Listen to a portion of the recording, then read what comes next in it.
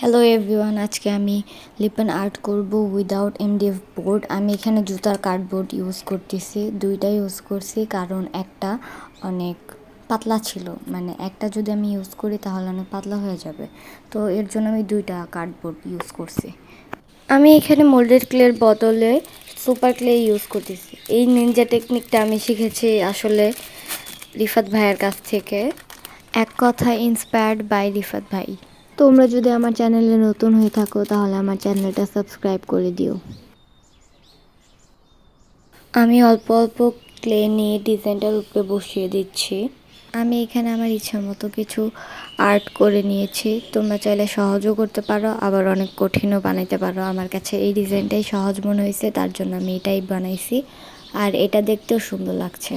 তোমরাও যদি আমার মতো গরিব চাও তাহলে এরকম নিনজা টেকনিক ইউজ করে এরকম ঘরের সৌন্দর্য বৃদ্ধি করতে পারবা। আমি এখানে অনেক ধরনের কালার ইউজ করছি, তার কারণ আমি এটার উপরে এখন রং করে ফেলবো।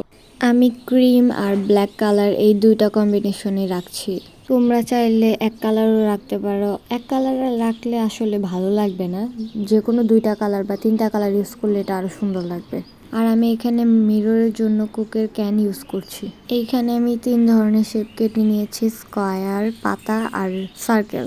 রোজার মাসে আমি আসলে কোনো ভিডিও ছাড়তে পারতেছিলাম না কারণ আমি একটু অসুস্থ ছিলাম। এখন গ্লুয়ের সাহায্যে আমি মিররগুলোকে আটকে নিচ্ছি। আমি প্রথমে রাউন্ড শেপের যে মিররটা ওইটা ইউজ করতেছি, তারপর ইউজ করব স্কোয়ার শেপেরটা।